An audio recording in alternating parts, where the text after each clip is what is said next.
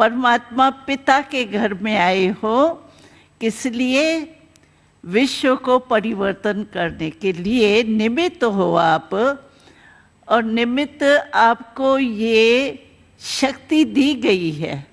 हमको याद है कुछ समय पहले ये संगठन हमारा होता रहता है, मीडिया का भी, सभी वर्गों का होता है, लेकिन 10-12 साल पहले मीडिया का ही ये सेशन चल रहा था। तो हमको परमपिता परमात्मा ने मीडिया के लिए एक छोटी सी सौगात दी। क्या दिया? शिव बाबा, हम परमात्मा को शिव बाबा कहते हैं, तो जब भी मैं शिव बाबा कहूँ ना तो आप परमात्मा समझना। तो शिव बाबा ने हमको कहा, जो मीडिया होती है ना, उनके हाथ में कलम जरूर होता है ना, कलम होता ही है। तो शिव बाबा ने कहा, एक हाथ में तो इन्हों के कलम है, लेकिन दूसरे हाथ में इन्हों को कहो तो अपने दूसरे हाथ में कमल का पुष्प रखे। एक में कलम और दूसरे में कमल। कमल का पुष्प क्यों कहा? क्योंकि कमल के पुष्प में एक विशेषता होती है कि वो जल में रहते, परिवार में रहते भी न्यारा और प्यारा रहता है। इसी रीति से मीडिया को भी कितना कुछ सुनना भी पड़ता है, अच्छा भी सुनना पड़ता है, चपाट भी खानी पड़ती है, कहाँ सब कुछ सहन भी करना पड़ता है, लेकिन आप कमल पुष्प को सामने रखो।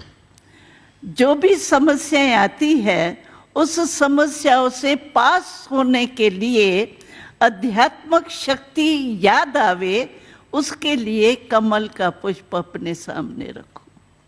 तो यहाँ आप जो आए हो, इसीलिए आए हो कि आध्यात्मिक शक्ति भी आप में आ जाए, तो आपका कलम चलेगा ही अच्छा, आपको मेहनत नहीं करनी पड़ेगी।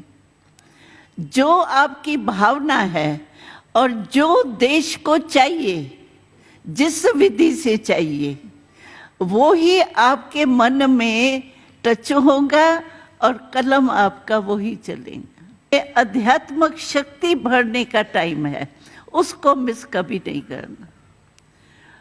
चाहे आप थक जाओ, चाहे कुछ भी हो, लेकिन जिस स्थान पर आए हो उसका प्रसाद तो लेके जाना चाहिए ना। और वो प्रसाद है आध्यात्मिक शक्ति का। तो मेडिटेशन का टाइम जो आपका सवेरे का होगा, वो आप कभी भी मिस नहीं करना। कोई बड़ी बात नहीं है, बहुत सहज है। हम लोग 9-10 साल के आए थे तो भी मेडिटेशन सीख गए। आप तो होशियार हो, पत्रकार हो, आपका दिमाग तो और ही होशियार है। तो आप मेडिटेशन जरूर सीख करके जाना। और मेडिटेशन सीखने से क्या होगा कि आप कलम लगाएंगे ना, कलम लिखना शुरू करेंगे ना, आपकी कलम में भी ताकत आ जाएगी। और कलम और कमल दोनों साथ में रखेंगे तो कभी भी पत्रकार की गिलानी नहीं होगी, हमेशा महिमा होगी। हमने जहाँ तक अनुभव किया है ऐसा ही होता है। कैसा भी भाव रख करके आते थे भ्रष्टाचारी का, और हम छोटे थे। आपको पता है बहनों के प्रति 2 भावनाएं होती है, शुद्ध भी होती है, अशुद्ध भी होती है। कैसे भी प्रकार के आए, लेकिन हमारी शुभ भावना से वो बदल ही जाते थे। इसीलिए आपको शुभ भावना और शुभ कामना का प्रसाद इस स्थान से जरूर लेके जाना। भोजन जरूर खाना, लेकिन ये प्रसाद नहीं बोलना।